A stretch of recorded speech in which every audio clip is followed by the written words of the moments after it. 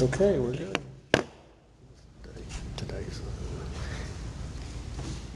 Today is Monday, August 19th, 2024, and this is a regular board meeting of the Pocahontas Public Schools. Turned over to you, Dr. Arbuckle. Okay, the first item on the agenda is the approval of minutes. You have in your packet the minutes from July 15th, the regular meeting in July 15th, and the special board meeting on August 1st. If there are any questions or anything that needs to be fixed, be glad to do that. Otherwise, we would entertain a motion for approval. I just had one question about now that since you're doing it as we're going, it's not, it'll say motion passed, but it doesn't say if it's 5-0, 4-1. Okay, well, let's see if that... I don't know, just when you click the link and read the minutes that are here. Oh. Well, it does there. Okay, what did I just do? 'Cause never mind, I just did this. Okay. How much do you like that MacBook? I love it. Here, okay, see, I'm not crazy, look. Motion passed, there is nothing. And I'm here with indiligent, not opening up separately. So see? You have to click on that actual motion. Well, you shouldn't have to. I may have I'll have to go back and see if I set it wrong on that one. I figured it was just a setting. It may be user error. You figured it was user error? No, I figured it was the setting with the, No, you because know, how you're doing it. yeah, it's just it's a toggle button. So if I Right. don't toggle it, I don't think it records it. But if I Okay. do, then it records it. So Okay. I can go back and toggle it, and it'll show That would up. be great, just so that we have the Yeah. count for those that maybe read these and I'll aren't make a here. motion to approve the minutes. Second. Been a motion and a second to approve the minutes. All those in favor say yes. Yes. All opposed say no. Motion carries 5-0. Yep, there we go. Okay. Okay, item 3 on our agenda is the presentation of reports. Wanted to talk or just share with board members about a couple of things this evening. First of all, the high impact tutoring grant. The high impact tutoring grant, you'll see. Well, we got full approval for that as of August 7th. Basically, I got an email from DESE that indicated that if we had gotten preliminary approval, that they were going to go ahead and approve the contracting for services and the equipment on that. And so we had requested a contract of service with Book Nook.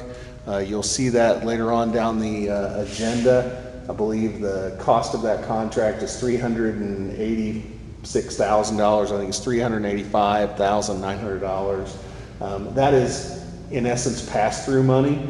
The state is going to reimburse us. That's the grant, right? They have also approved $4,000 for new headphones because the kids will need headphones with the microphone on them to be able to do the high impact tutoring experience.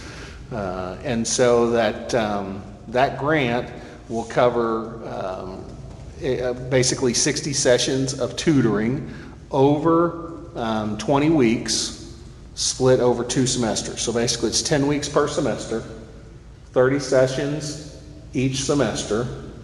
And we'll start with literacy. This is in our K-6 grade levels, so we'll start with literacy. Book Nook has, they're in probably, I'm going to say about 12 to 15 districts around the state with because we're actually, this high impact tutoring grant that we have is actually the second iteration of that. We didn't participate in the first iteration for a variety of reasons, but we are participating in the second iteration. And so in the first iteration of that, they were in about 12 different districts. Then we've gotten on board, a couple others have gotten on board, and they do, I guess you could say, sell it. I mean, their information that they provided to me is that over the course of the 10 weeks that they expect a majority, I'm gonna say most of our kiddos, to make what I'm gonna call ample progress, grade level, in that 10 weeks in literacy. And then the idea is after Christmas, if those kids are at grade level in literacy, then we're gonna move on to math. If some kids are still behind in literacy, then we're gonna continue on with that literacy for those kiddos. And so the idea is that after Christmas, we're going to be a little bit more strategic. Right now, we're going to really hit literacy because that's something we need to do. We're looking at math in some other areas, but we're really going to hit that. And then when we come back after Christmas, we'll do another round of that intervention. It is during the school day. That's one of the high impact tutoring grant is a part of the LEARNS Act. That's one of the pieces that was in LEARNS. It's devoted time within the school day. That's not to be confused with the tutoring grant that they provided, that the state has provided to parents for after school. Now that's directly to parents. That's a $500 credit, if you will, in their digital wallet to work with a third-party vendor after school, at home, that kind of thing. And so that's what we're looking at for the grant. We'll start that grant, or we'll start that high impact tutoring after Labor Day. We'll go for 10 weeks, so basically 10 weeks between Labor Day and right around Thanksgiving. See where we're at, and then pick back up after January. I have a question. Give me an idea of what students would be enrolled in this? So these are students who are not currently performing at grade level in reading. I think my son from China is enrolled in it, because he hasn't picked up very good, What grade is it? This will be K6. Okay. So we're gonna do all the primary grades, and roughly we're looking at about 480 kids in those 6 grades. Are we also going to do the after-school tutoring that the teachers do? Will that be, So does it we're take place of that? no, this is in addition to. So we won't. But the Redskins Rising, our 21st Century Learning The Academy, Grant. Redskin Academy? Okay. That's really designed to sort of take the place, if you will, of the after-school tutoring. Okay. Gotcha. But this will happen during the school day. So during the win time or tip time, whatever the acronym is at the building, I think. So I thought Redskin Rising was just another name for this right here. No, this is a totally separate program. I'm not sure if my boy's in it. Maybe Redskin Rising. Well, this is going to be, so he may be in both, Yeah. right? Because what we're doing with the high impact tutoring grant is we are identifying those kids who aren't where they need to be in literacy, and those 480 kids over the 6th grade levels during the intervention time, this will be their primary intervention for those 3 days a week for 10 weeks. The other 2 days, we're going to be, I'm going to call it more building focused, right? More centric that way. And this will be done remotely? They'll be logged in at a screen, they'll be on a screen for this tutoring? They'll be with a live person. But on a screen, right? And that live person is on Zoom, basically, going through the Book Nook portal. So Book Nook has in essence, an activity portal that for 30 minutes, 3 days a week, for 10 weeks in the semester, they'll go through that process. Okay. Questions about the high impact tutoring? I guess there'll be all the grades in the room, and there'll be a couple local teachers managing it.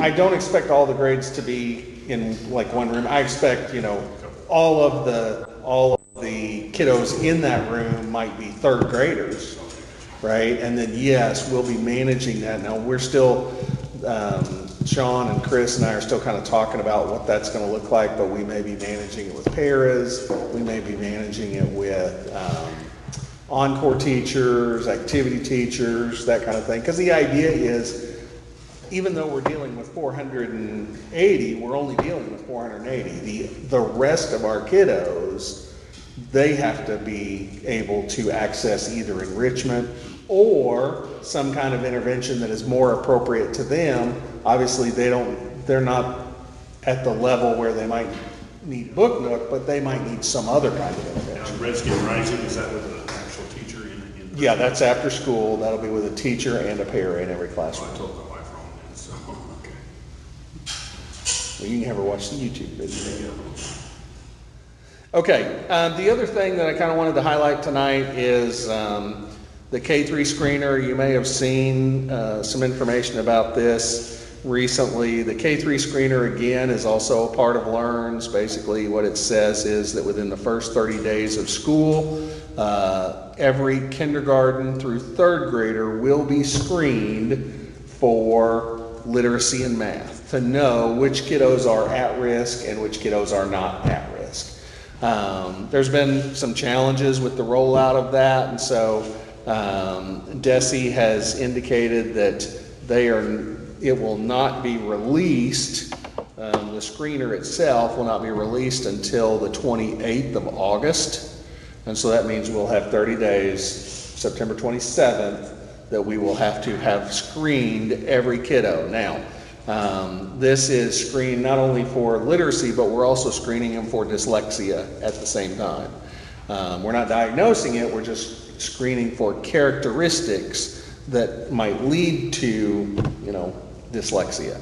And so, as it says, the screener identifies students who are at risk of poor reading and math outcomes, those who might need additional intervention, and it helps guide instruction for the teacher. One of our challenges is that we won't have access to that information. Parents won't have access to that information until October 14th. So whereas we have to have them tested by September 27th, we won't see that data for another 2 to 3 weeks, 2 to 2.5 weeks, when the state releases it into the portal. Now, parents will also have access to that information through that same portal. Again, they won't have access until October 14th. We put out a flyer on Facebook, a one-pager on Facebook this afternoon that indicates that a student can get, or student's parent can get their child's access code from their teacher. We've provided all the teachers the access codes this morning, so in PDF form, and so they will be able to provide those to kiddos to go home in folders or whatever the building process is for that. But it says very clearly on there that the access code won't work until October 14th when the state releases that information. Is that close to is that already the end of the first 9 weeks? Basically. Okay. Yeah, basically. Now, another part of that is our teachers are required to develop what's called an individualized reading plan for any kiddo who is not reading on grade level. So if they're less than proficient at reading, then they have to develop an individualized reading plan. We can't wait until October 14th to develop our individualized reading plan. And so I'm working with teachers. What I've shared with them and the administrators is that during this window where we don't have access to the most recent information, we'll be using previously collected data. So data that we collected, spring break on last year, and any classroom level or building level data that they collect during the first few weeks of school. My goal is that we will have the plans in place for kiddos that we believe will qualify by September 13th. That gives us, a couple of weeks to get that done, but then it allows our teachers to be working with our kiddos in that individualized reading plan for a month. Then we'll have access to the data at the same time parents will. We'll make sure, we'll look, see, were we right, based on what we think happened. If we were, great. If we weren't, then we'll go find the kiddo, try to figure out why didn't we extrapolate out, in a way that would have captured that kiddo. And here's the thing, if we write individualized reading plans for kiddos who don't qualify, who don't need it, it didn't hurt anything, that's right. So there's a lot going on. There's a lot going on right now in school for our kiddos, and I just wanted to highlight a couple of those things that we're doing. So, any questions about either one of those, the tutoring grant or the screener? Sorry, so the screener is not, so the HIT grant is for if they're not at grade level, correct? It's how they qualify. Based on their test data. Right. And the K-3 screener is not, it's just at risk that may need intervention? Right. Okay. Yeah. So in essence, I'm going to call it the main reason.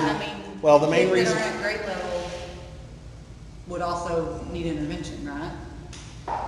You would, yes. Right? Yes. Now, one of the things that the K-3 screener does that the high impact tutoring grant doesn't is screens for the characteristics of dyslexia, which is also in a separate law. We are required to screen kiddos for dyslexia, and if they show characteristics, so what we didn't talk about as part of that screener, if they don't show, or if they do show characteristics related to dyslexia, then within 15 days we are required to assess them again with another set, with a tier 2 screener. At that point, if they continue to demonstrate characteristics related to dyslexia, then we are required to intervene with a dyslexia style type program. Okay, and who are the screeners? You keep saying the screeners. Who? The K-3 screener is a tool. Oh, okay. So it's a tool. They're calling it, that's what they call it, the K-3 screener. Okay. Or you might hear it K-2 screener, right? But it is a tool, a test that every kiddo will sit and take, and our teachers give the test. Yes, okay. Yeah. I did not understand. Yeah, so it's a tool, not a person. Okay. Good It'll questions. just be administered in the homeroom. Right, yeah. Okay. Any? And if dyslexia is needed, then RTI gets involved, right? That's part Yeah, of then clear the dyslexia piece where they sit with a para or a teacher and go through the dyslexia protocol. Okay, thank you.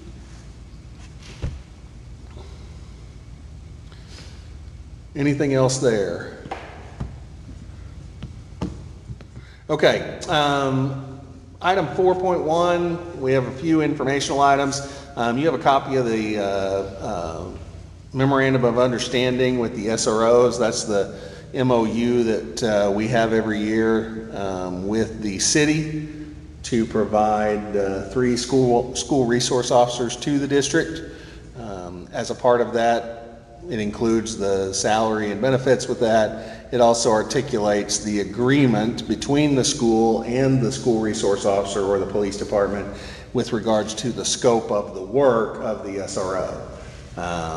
This is an annual agreement. It's something that has been signed. I signed it last year when I came in, so I just wanted you to see the MOU. There's been a couple of changes, nothing big. There was some, Learns actually referenced training for school resource officers, and so there's a couple of line items in there about training and what might be necessary, just to make sure everybody's on the same page. How do they determine that we only need 3 SROs? We actually, Learns Act says our goal is to have 1 per campus. Okay. So are they including, would MD and junior high be 1 campus? Or is our goal 4? No, I mean, according to Learns, the goal would be to have 4 SROs, 1 at the elementary, 1 at MD, 1 here, and 1 at the high school. Okay. That's going to come down to, it's a budgeted item. I would say, you know, from my experience, Pocahontas is, to use the term, is rich with SROs when compared to other school districts in the state. And so, I mean, that was something that I was happy to see when I got here. Just, I mean, the resources that Pocahontas has already put towards making sure that there's SROs in the building. I mean, they, as a district, I think the districts have been going, this district has been going a long way down that path for several years now. So ahead of the state. Do you find that we need a fourth one? I mean, has it been a, because it's not a requirement from Lawrence, right? It's not, well, the requirement is that we're making progress toward it. But there's no definition of what progress is, right? It's just, we're making progress toward it. Right. Well, I think a lot of the time their campuses are laid out where middle school and junior high is kind of together. So, Yeah, but that's a lot of kids in 2 buildings. Would the city continue to pay half their, The city does, as far as I know, the city's, we're paying all of it.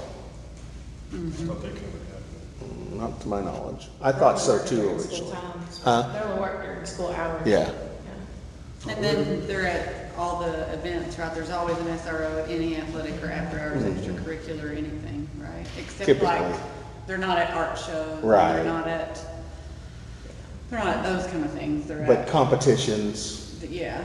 yeah. we're paying 100% the cost of their. That's my salary understanding. and benefits. That's my understanding, yeah. That's, well, It seems like we had a meeting about a year or 2 ago, something about the city cutting. it's pretty extensive when you include benefits. So And then we also, there are some smaller ancillary costs that we're also covering on there. but the city's providing their vehicles. City provides their vehicles, yep. Fuel and insurance for their vehicles. Do they get their benefits through the school? No, they get the benefits through the city, we just Okay. help pay for those. We just pay their salary. Salary and benefits, And they're not an employee of the district. right, Okay. They work for the city. that's true. But those amounts aren't in the contract, aren't in the MOU. The amounts are not. Okay, anything else there before we move on to 4.2? 4.2, wanted to just talk a little bit about the school dismissal update. I know I've had some individualized conversations with some of us. We continue to work on that. I have a goal. I'm working with Mr. Carter to ensure that we are able to utilize our parent pickup and drop-off lanes after school as they were intended, meaning parents driving up and picking up their kiddos. So we are currently working on that. I think we're going to have to order some hang tags, so I've got a couple of options that I've kind of floated to Mr. Carter. We're kind of going back and forth on those. I think we have the walkie-talkie, the mechanisms we need to be able to pull that off. To have someone stationed down at the end, down there by the pre-K, as we see the sign, you know, we're going to read the name, call out, we need so-and-so from 3rd grade. We're going to color code those signs so that they are similar to their folders that are going home. So if green is 3rd grade, then the green sign, automatically that teacher will know, I need, you know, Arbuckle out of 3rd grade. I need Arbuckle out of 3rd grade. By the time the parent gets down there to 3rd grade, then that kiddo's out and we're just... That's the way they do it where my great grandson goes to school. He's in 2nd grade. You get in line, you're not allowed outside your vehicle. Right. You go through the line, they have some there on the computer, you know, and you got your tag. And I guess they send a message up here, then they bring. There's multiple ways. You work around, he's standing there waiting. Yeah, there's multiple ways to do it. And now I'm not planning on doing It's any... pretty fast too. Right.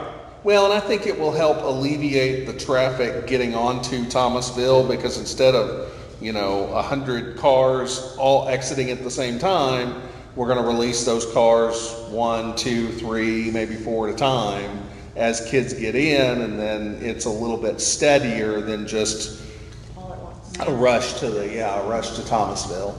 Now, I'm not planning on doing anything different with pre-K. I think pre-K still needs to be picked up at the door by parents. I will say as a parent, an observation that I've made, and correct me if I'm wrong, you've had a kid in that school for a while. The mornings are not they're not as bad, but what I've noticed in the mornings is the parents still want to park and get their kid out and walk their kid into the building, and so then it still holds up the car line because the teachers are stopping the crosswalk so people can walk across the crosswalk, and then they have to stop it again so they can walk back. And there's just people everywhere. And so to me, it's a safety concern that you've got parents walking across and walking back across, and you can't get to where you're going because you're being stopped 3 different times to get across. And so pre-K is gonna stop right there. You know, if you do a car line pickup. Mm-hmm. But I don't really understand the reasoning honestly, I don't understand the reasoning for the release time being all at once. Does pre-K have to release at the same time as elementary, K through 3? Well, I don't necessarily think they have to. I have been told that what actually happens is parents start coming to pick up pre-K kiddos around 2:40. I will say that when I was in there the other day, because I went out early to watch the pickup, and I went into some of our pre-K classrooms, and there were, of the, 4 pre-K classrooms we have out there, in 2 of them, one of them only had 2 kids, and one of them only had 3 kids. So that led me to believe that by the time I got out there, those parents had already picked up those kiddos. Oh, well, they only have 5 on the first, each day, right? Pre-K has 5 on day 1, 5 on day 2, so if anybody did pick it up, it was just a couple kids. Right. Well, like I said, there was only 2 there, Yeah, so 3 had already been picked up before they didn't show. So that's the process. We are still, kind of trying to time out what that looks like. The idea behind the current school dismissal process is we're trying to get, because this is so congested out here when you have buses and cars at the same time, we're trying to get the parent car riders out before the buses even come over. So buses land here in the bus lane after 95% of the parents have picked up kids and gone. So are you still looking at, so dismissal for the elementary school is still going to be pushed to 3:10? And then elementary? Well, that's what they. That was the message we got last week. And that was, and they started that today, but my goal is, at some point, pretty quickly, if we can, is to get that back to where it should be, because we're gonna open up the elementary school with the parent pickup going down through there. We can't, if we make that change back before I have the little placards and we have the chance to hand those out to parents, we're gonna cause ourselves more harm than good, in my opinion. I will say it's harder as a parent with dismissing at 3:10. I was expecting it to go back, but it's easier for me to leave my 6th grader waiting for me for 5 or 10 minutes, or send her to the hospital to wait for her sister to get out at 3:13 than it is for me to leave my 6-year-old, because I'm having to go from MD then to elementary then back to high school. And so it does kind of throw it off a little bit. Well, I will say, in looking at it, releasing those car riders at Indy first really seems to be the only way to keep the buses out of all of that parent traffic. Concept. It's just hard to go from MD to elementary in that congestion. Right. And then get out of it, to go back to the high school that's released by the time you get your kid picked up. So it's a challenge. I know you're working through it, but I think a car line would help. I think it can go a long way. Yeah. And, we've got, that's what it's set up for, so. Isn't there 2 lanes? There are, yeah. They've never been used. So you could do some grades in one lane and some grades in the other lane. What I would probably do is, because what I wouldn't want to do is I wouldn't want kids crossing that lane of traffic, right? So the idea is that you pull up next to the building, you load. If the person or cars in front of you are taking too long, then you've got an out, come over and keep going, so that we're still moving and we're not dependent on one car getting stuck if they have car trouble, or, you know, there's an issue with the child getting in, or any of that kind of thing. Jennifer, your problem there, when you buy your 16-year-old car. Yeah, a whole other year. Well, and doing that in the morning too would alleviate some of the issues you were talking about in drop-off, that no one will ever go around. Like if you've dropped your kid off at pre-K and you've got 2 more doors to go, you know, nobody ever says, okay, you can do that. And when you do, they look at you like you've got a third eye. Yeah. You know, I mean, Well, and a so lot it's of just, it's but it makes people more sense crossing. to just. Right. Yeah, but there is the issue of, there's a whole lot of parents walking kids. Well, but I wonder how much. Safety factor there, you've got more cars going over. I wonder how much of that you're seeing is a direct result of, we've set it up that way. Yeah. Right? We've set it up so the habit is you Well, that's not park, what the down you line. get out of your You car. You could do it down the spots. You could always park and walk your kid in. Well, and No matter the grade, right? And right, I think, I mean, parents are welcome to do that. I welcome parents doing that. You know, I wonder why we're not doing that in the front instead of, If you walk your kid in, On and the walk in the front side. door instead of through the car line, because it does stall the car line, because Yeah. teachers, and most of the parents are getting to the sidewalk and stopping and then leaving, so it's like you have to wait for them to drop their kid off and then wait for them to walk back. Which is fine, it doesn't take that much time, it's not the concept of the car line.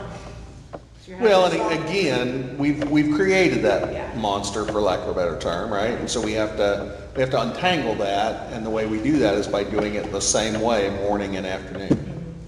So while we're making changes, I might suggest that we have a sign that whoever's on duty in the morning, that they put out, that says, you can't go through the line anymore, right? Like at 7:45, don't try to come in here and hold up these teachers that see you coming, but it's 7:45, 46, 47. Do you know what, I mean, that happens because the person on duty feels compelled to wait for that car to come around, but then their day now is pushed back because they're having to wait on that. And that's just like you said, that's just what we've all been used to, and I'm guilty, I'll do it. If I see somebody standing there at 7:46, I'm going through the line to save myself having to get out of the car. But if there's a sign there that says, we're so sorry, drop-off is now closed, and I've seen it at different school districts, you know, it would just get everybody used to, okay, if you aren't there on time, then our staff isn't available because they have other duties that they need to do inside the building. Yeah, we'd have to balance that, you know, again, that's gonna be an educational piece. Sure, but Because- while we're making changes. Yeah, well, yes, yeah, we can certainly take a look at that. Sounds good. Okay, anything else there? Okay, item 4.3, we had there was some desire to talk a little bit about construction financing, and so, Have some information. okay, So I have been working on, with my husband, because he used to work on the bond desk and he knows more about bonds than anybody I've ever met. So all of the information about school bonds is public information.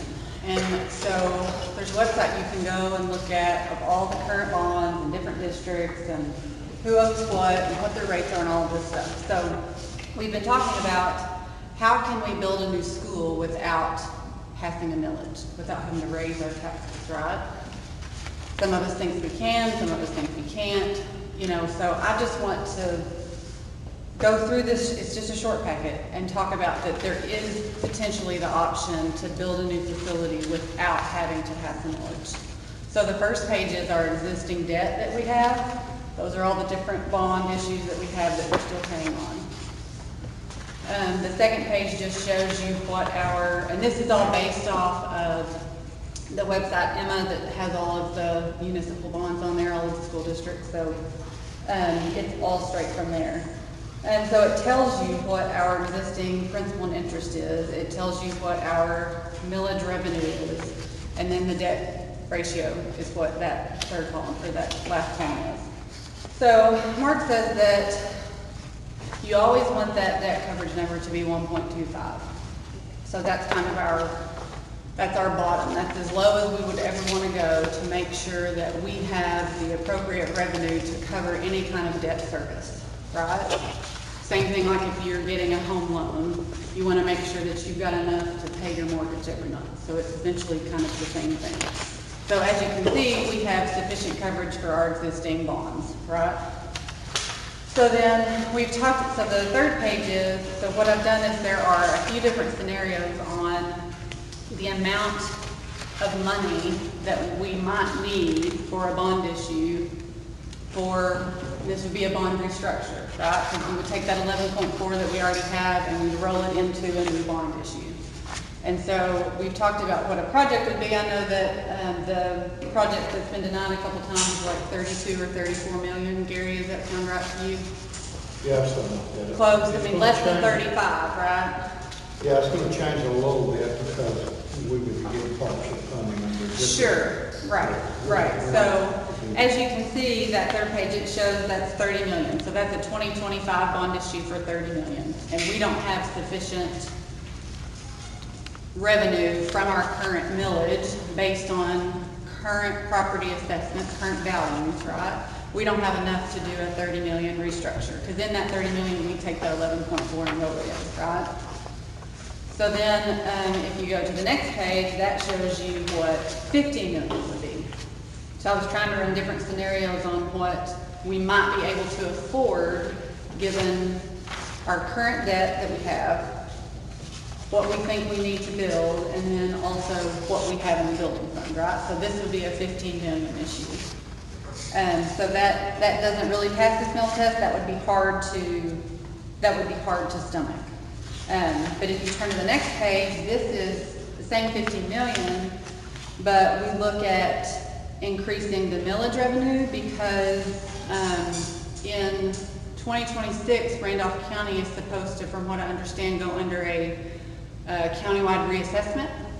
So property taxes would naturally go up, right? And so what I did is I just took the difference of the 2018 bond deal we did because it had a lower millage, and then the 2022, and I just used those numbers and got that $250,000. So that's where I got my 1.75 right there. So if you take into consideration, in the future, property taxes will go up just because of an assessment increase, because the countywide assessment, because since 2003, every time there's been a countywide assessment, property taxes have increased. And so history tells us that most likely property taxes will go up when the county does a reassessment. And Brent would probably know your wife. I mean, everything I've read says 2026 is the year that Randolph County has to do their next one. I believe that's right. Does that sound right? Okay, that's everything I could find in those different deals. Yeah, as far as, I think that's what she said, that it's gonna be 2026. She's a little bit skeptical, as far as seeing what the housing market does, because everything is kinda at this point plateaued where they were at. So she really doesn't know if the state's gonna try to come in and increase drastically, or if it could be stay stagnant, or even possibly go down a little. Right.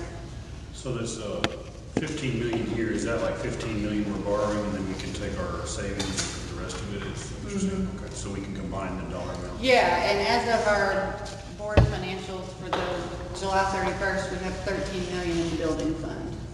So I know we've talked. That is kind of rule of thumb. I know I've talked to Dr. Harville, but they, of course, financial advisors, Stevens, Michael McBride, they recommend you leave $3 billion in that building. Sure, I'm not recommending that we use all the 13. No. I mean, when we had talked last, I think somebody said maybe 4 million, keep 4, in there. And so that's of course up to, our discretion of what we want to do. No, I'm not recommending that we just. So the odds are in 2 to 3 years from now, we may have 20 million available there.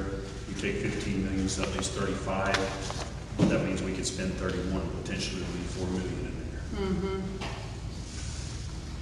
And so, I mean, there's, the last few pages are just excerpts of various bond deals of public school districts, that they did a bond deal, either a restructuring or a new bond for a specific purpose, repair, a new building, whatever, and they didn't increase the millage, right? So we know it's possible. I mean, Gary made the Well, comment in that, the- you know, we've spent $40 million at your time on the board past, without doing a that's how we've done millage it. increase.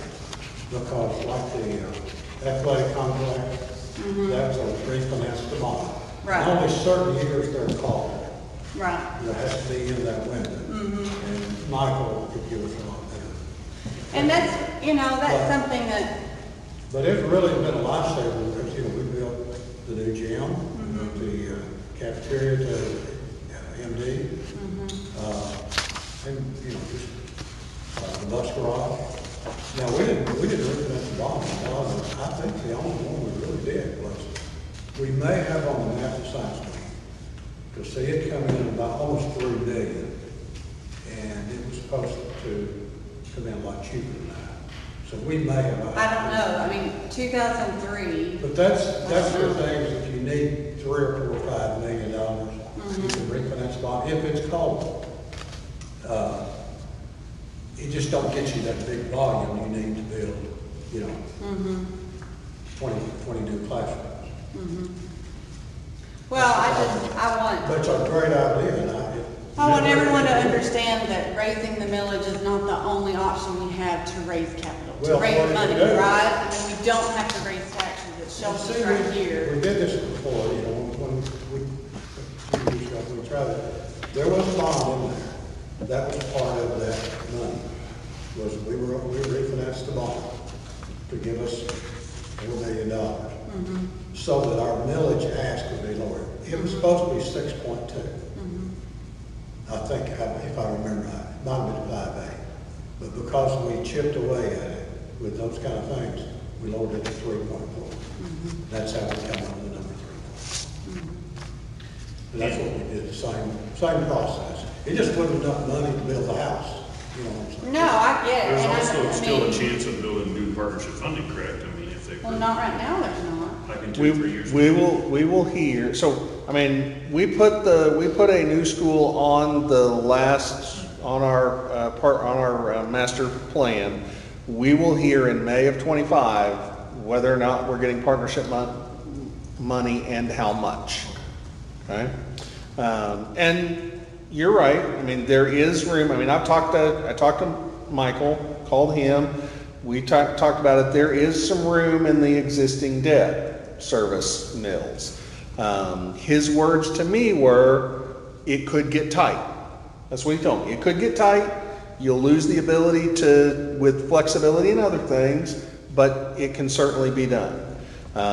You know, the things that I'm looking at, you know, let's take so in August, just to share, because I think this will put this into, give you a little bit more information as we kind of work through this. What I understood from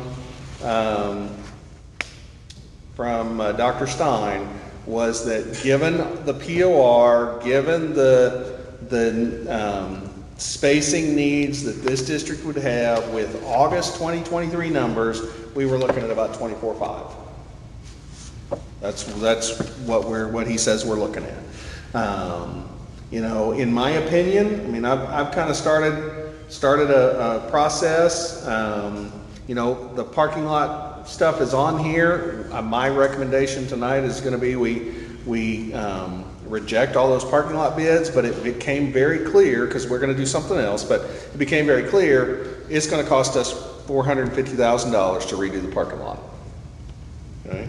Now, I think with the restructuring of how we're looking at our operating account going forward, and again, that's on here as well, I think we have an opportunity to maybe do some of that stuff with our operating funds as we go along, which is great. But we also have these other needs, and depending on how far our operating budget can take us every year, because keep in mind, you know, the goal is 82% of that at a cap is going to salaries and benefits. Then you're looking at about 10% that's going to just keeping the place running, the lights on, the water working, you know, that kind of stuff. And so now we're up to maybe 8% of our budget on, and we haven't even gotten to like supplies and the things that, curriculum and things like that. So, I mean, it gets down, our operating gets down pretty quickly to just a couple of percent that we actually have control over, okay? And we have, in my estimation, I think we have other needs, things that I have on there, and you know, we've talked about maybe once or twice, is I think we need to take a look at a remodel of certainly our baseball, softball complex, you know, the dugouts and I mean, we've talked about the baseball lights and what that looks like. I still don't have, I'm working on, with Todd to get some decent numbers to try to plan for this. We need to replace the roof at MD Williams. The price I have on the estimated price on that was about $950,000. There's 2/3 of the roof on this building that probably need to be replaced. You're looking at about $1.5 million. Now these are just rough estimates. Could we get it cheaper? Probably, maybe, don't know. These are the numbers that I've sort of been given. So all of a sudden, and then we've talked about the agri barn replacement, right? And that's on there. And what does that look like? We need to do something with the football concession stand because the health department does not, I mean, I've already had conversations both years that I've been here with the health department about how that works and things that they have concerns with. So, you know, we have more projects than just a high school, right? And those have to be in the mix. And, you know, I'm projecting that by the end of, because we have that, and we'll kind of talk about that, but we have this one-time opportunity that we talked about during our special, you know, during our last meeting, one-time opportunity to sort of move some excess money, reset sort of how we have looked at our finances for the past few years. You know, if we've got $16 or so million in that account, roughly, you know, $6 million of that that has collected over the last 5 years. And that's where some of these projects need to be coming out of. All that to say, yes, we're looking at, you know, 16 million in the building fund, but that's, I mean, that we have other needs beside a high school, and we can't wait around to say, okay, we're going to spend all that 16 million on the building. So it really is going to come down to I said, to be clear, to not make the building fund be zero, as you just stated. Yeah, I'm not saying deplete our entire building. And I know you're or not. the high school. I know you're not, Okay. right? All I'm articulating is it's really going to come down. I mean, the end result is whether the district looks at it in this fashion of utilizing the existing debt service millage, restructuring some of those, looking at, I mean, when I got here, the district had already gone through a second lien bond process. I mean, there are those processes, right? The whole goal, when we start talking about this, is generating revenue, right? I mean, that's the goal.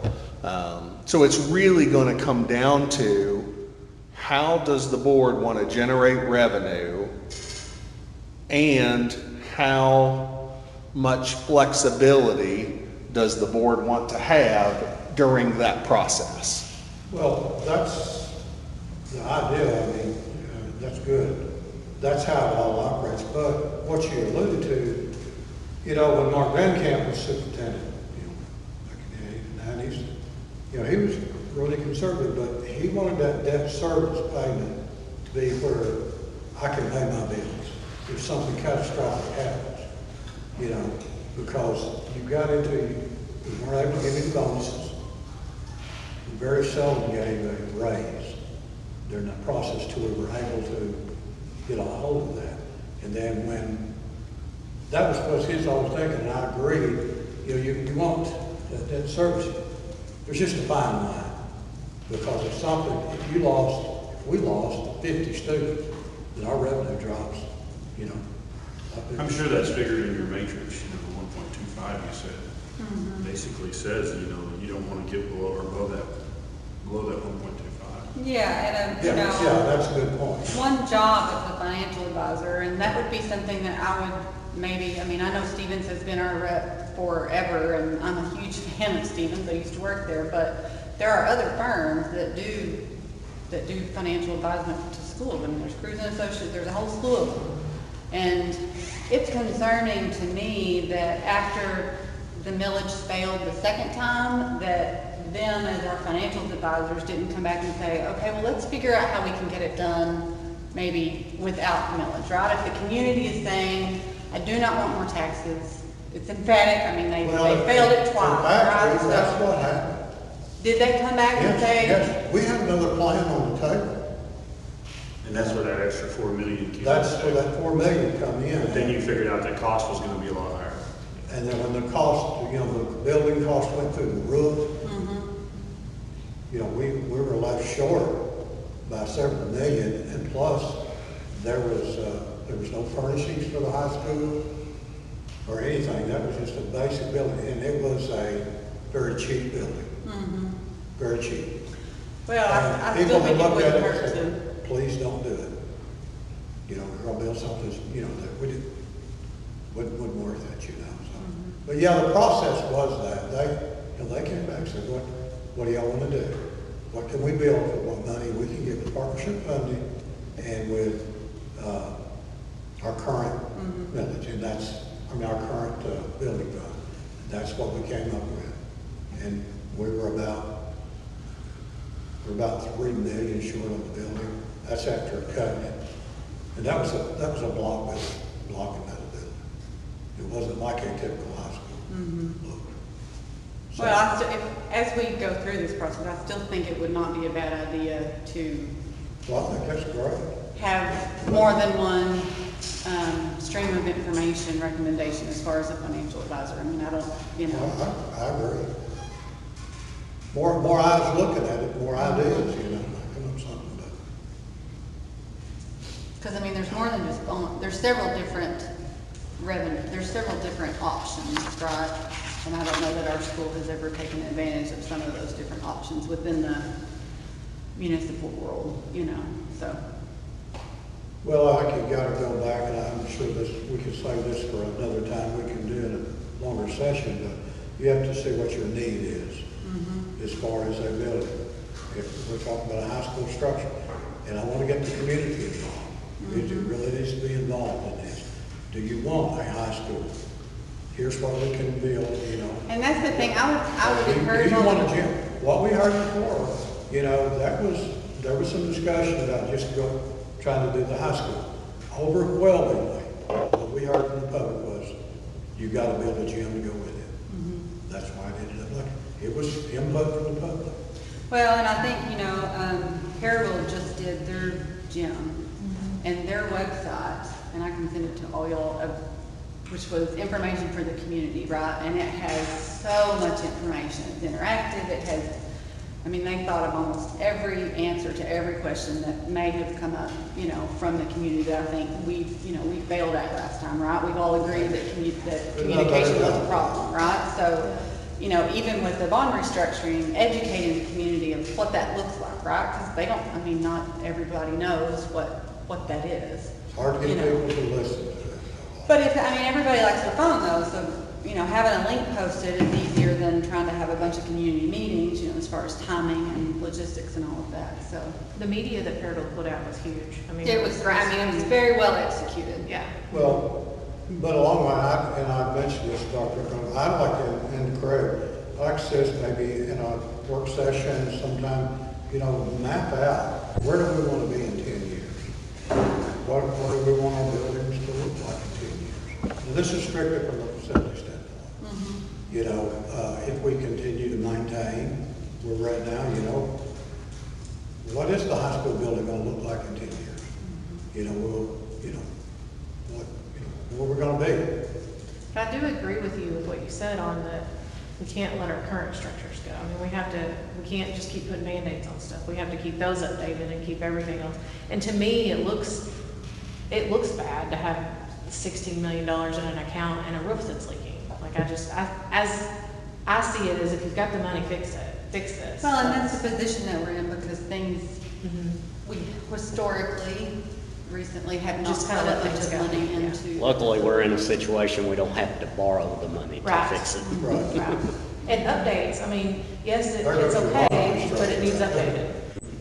It's okay, it functions, but it's from 1980, so it needs updated. So You that's just have to what- stay with the I time. think we need to figure out, or kind of get an idea, what direction do we want to go, from the building, from the facility standpoint. Well, I think if we exhaust every other avenue, and at a bare bone minimum, there is a 1 or 2 mills needed, I think if the public is informed on it and everything is given a clear explanation, I don't think that they would probably back. I don't think they would balk at that. Especially if we're taking care of what we have. Yeah. I mean, I think if it's, Yeah, we've I mean- seen that you've updated everything, and I think. Well, I think more that's, support. I will say, I think one of our needs, and I hope I'm starting to fill that need, is we've got to tell our own story, right? People don't see the necessarily from the outside found out, right? We got to tell that story, and so I'm trying to tell that story in various ways. Unless you're walking into the bathrooms, you may not know that we spent that money on the bathrooms and started, improving Running a school is no those. different than being a homeowner. Yeah, I mean, It's just on a larger scale. okay. I appreciate that information. I think that's good. That's good information, thank you. Anything else on that?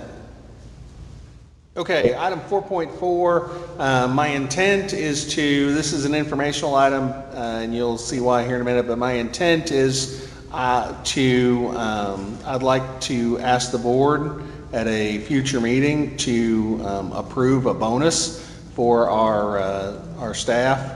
This would be a retention and recruitment bonus.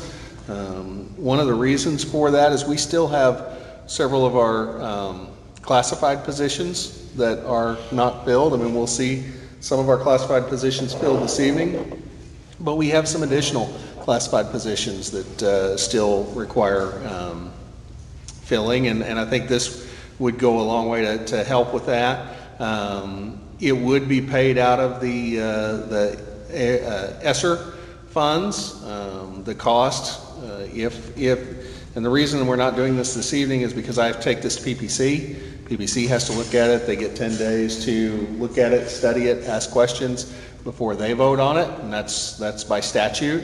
I will tell you the cost of the bonus to do that is expected to be somewhere around $449,000 to provide $1,400 to each one of our staff members. We've still got a couple of ESSER projects that we're still paying some invoices on. We've got a couple of units that still are waiting to be replaced at MD. They're back ordered or parts are needing to come in. So we've still got a little bit of cost on that. And then the board did approve the bus purchase.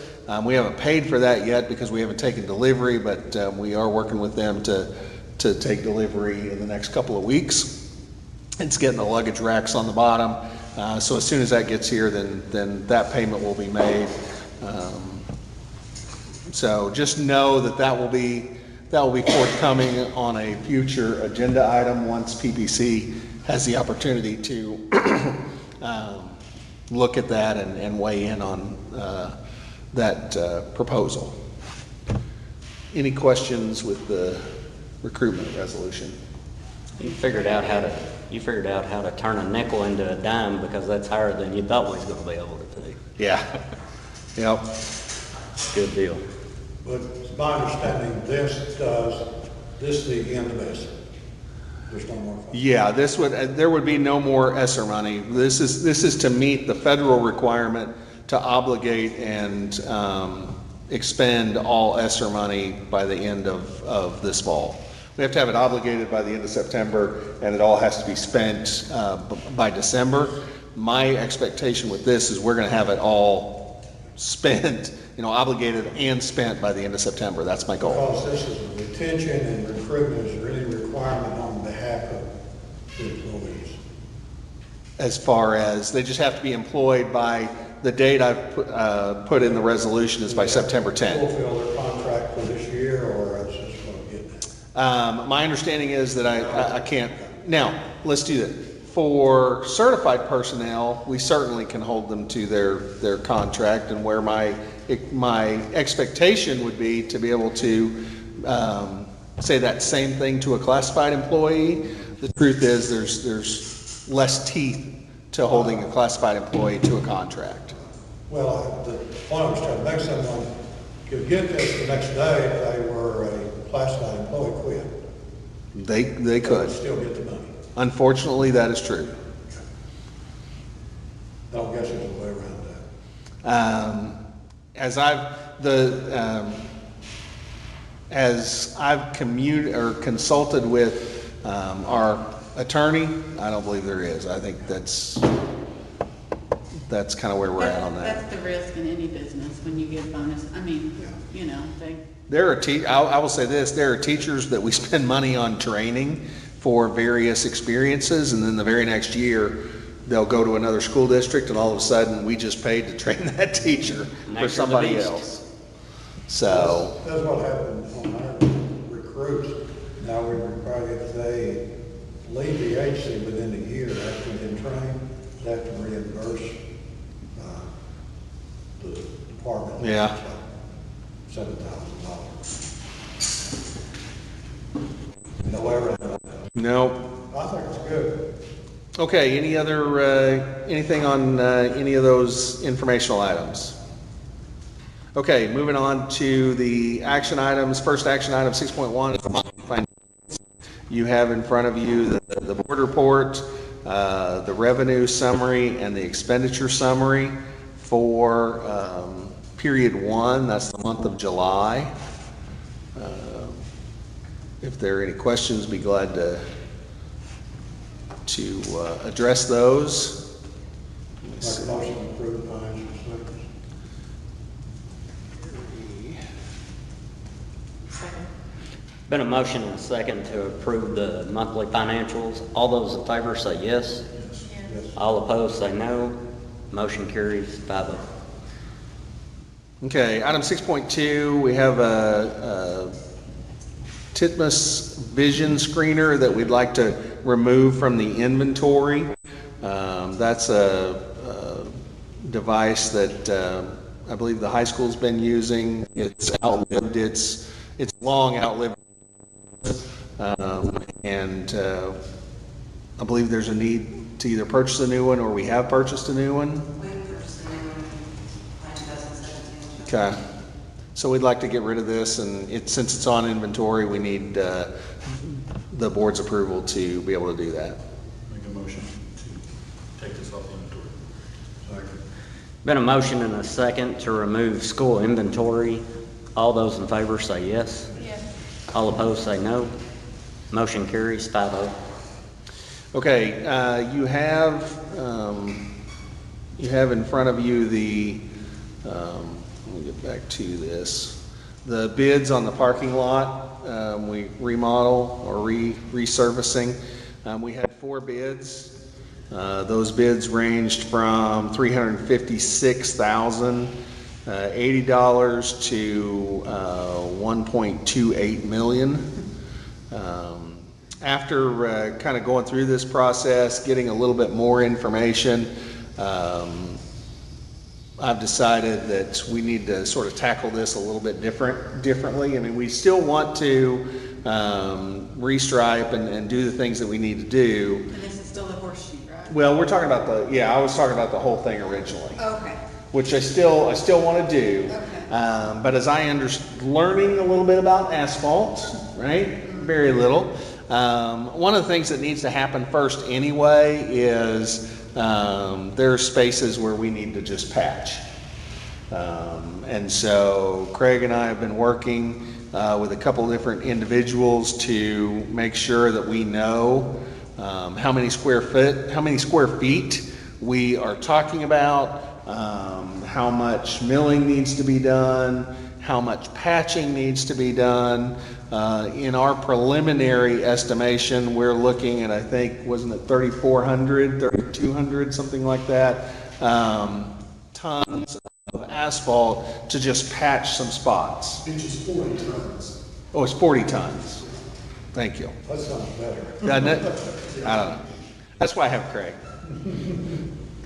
And what would the timing be on, is this going to be done, just the patching?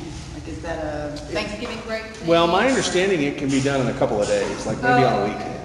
So our next steps, once we get somebody who really knows what they're looking at, to look at it and say, yep, our numbers are right, the work you put into it is good, then my intention is to call our 2 lowest bidders that you see on here and get them to quote that exact scope. So will the patching, like, are we spending it now, and we're also gonna have to spend it next year? We're gonna have to patch it either way. Patch it either way? Right. It's an ongoing thing. You've got to do it every 3 or 4 years. I mean, if we accepted one of these bids, then part of that bid process is what's out there. But they were gonna take up, what, like a ½ inch or an inch of the horseshoe, right? They were Yeah. actually gonna remove the Yes. asphalt. Now, and they still are, but some of the, as we've learned, as I've learned about asphalt, I think it was not as strategic as maybe I wanted to be, to say, we're gonna mill 1.5 inches off the whole thing. Right? It makes more sense to say, okay, we're gonna mill 1.5 inches at the curb and then sunset it back 10, 15 feet, because as I've learned, it seems like if you were to just go in and say, we're gonna mill off 1.5 inches across the whole thing, you could do more damage than you're providing benefit to the parking lot in some areas, because you're disturbing good asphalt that doesn't need to be disturbed. And so that's why. So you are currently seeking outside expertise in addition to, somebody else, right? Well, your $2,000 in asphalt, and I'm sure they can patch it for $4,000 or $5,000 whatever, so, I would say they'd come back at $10,000 to patch everything we need patched. So, kick the can down the road for 1 or 2 more years, basically. Well, I want to get us to like next summer, and then and between now and then, I want to have some conversations of, do we even, I have questions about, do we even keep the horseshoe? Right? You go Yeah, in we talked about and this remodel today. the whole thing. We've kicked that around over the years just to get some additional parking, take that out. So I think this is a time to think about. I'd Right. say that's a smart decision because, maybe a year or 2 down the road, we might have an idea of what we're doing with the high school, and so we might, we don't need to spend $400,000 on it if we're gonna just remodel it all. Right. 2 or 3 years. Yeah, if we ever do anything there, they're going. I do think the high school's pretty bad, but I bet, if you could spend 10 or 15 to patch things to make them look better. And a lot of the seal coat will do a tremendous amount. And seal coat you can get for, I think 30 cents a square foot. Well, we have some, That's what we've done in the past mostly is silver. I think we have, based on what I'm hearing, I think we have spaces that we have to address first before we go in and do a comprehensive Yeah. overlay. I think it's a wise move. So You need a motion. I need a motion to reject all bids. I'll move on that recommendation. I'll second it. Been a motion and a second to reject all the asphalt bids. All those in favor say yes. Yes. All opposed say no. Motion carries 5-0.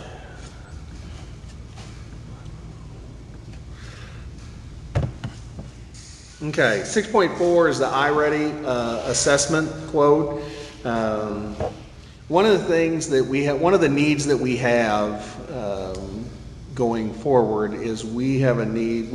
We used to use NWEA map. Last year we used NWEA map as a mechanism to progress monitor our students. And that's a fine product. I'm not sure it was meeting all of our needs. And so we put together a team. Courtney really was a leader in this whole process of putting together a team, looking at about 3 or 4 different assessment models and iReady kind of floated to the top. It's an assessment that would be grades 4-12. The reason we're not talking about K-3 at this point is because this year we continue to do Ames Web. I'm not convinced that we're going to do Ames Web going forward after this year, while we're doing that, we also need to address grades 4 through 12, and that's where iReady comes in. One of the things that I like about the iReady program and platform is that it not only comes with the assessment, but it also comes with teacher materials that can be used to address the needs of the assessment. So let's say Ruth takes a test, you have certain needs, then there are created or materials ready to go to meet those needs, and we're not asking our teachers in 4th, 5th, 6th, 7th, 8th to create something to address those needs. Oh, that's a nice. And so I am recommending approval of the iReady assessment platform, because I believe that it will help us progress monitor and be more strategic and more responsive to our kiddos in grades 4 and above. What platform did you say was replacing? NWEM app. Okay. Okay. I'll make a motion to approve. Second. Been a motion and a second to approve the purchase of the iReady assessment. All those in favor say yes. Yes. All opposed say no. Motion carries 5-0. Okay, we talked about the 6.5, we talked about the high impact tutoring grant. This is the official approval of the use of Booknook as the third-party vendor provider for our high impact tutoring grant. We worked through Booknook to develop the application. They were instrumental in helping us put that together. I believe that this particular platform is going to benefit our kiddos. Like I said, we're about the 13th, 14th, 15th school district in the state of Arkansas to be looking at this point. The results that other districts are seeing has been favorable, and this because of this partnership, even though the cost is almost $386,000, it will not cost the district anything, because this is a reimbursable grant from the state. So moved. Second. Been a motion and a second to approve the Booknook partnership. All those in favor say yes. Yes. All opposed say no. Motion carries 5-0. Okay, the last item in our action item, we are required to address our net legal balance. This goes back to the conversation we had at our last special board meeting. And so based on everything that we talked about and where we're at administrating, so I'm recommending the transfer that the district authorized, or the board authorized, the transfer of funds from the operating account to the building fund in order to ensure that the operating account has not more than a 20% carryover of revenues as required by state statute. So moved. Second. Been a motion and a second to move the funds from the operating account to the building fund. All those in favor say yes. Yes. All opposed say no. Motion carries 5-0. You want to take a quick That's break? all action item. Yes, sir. Yeah, we'll just take a quick break.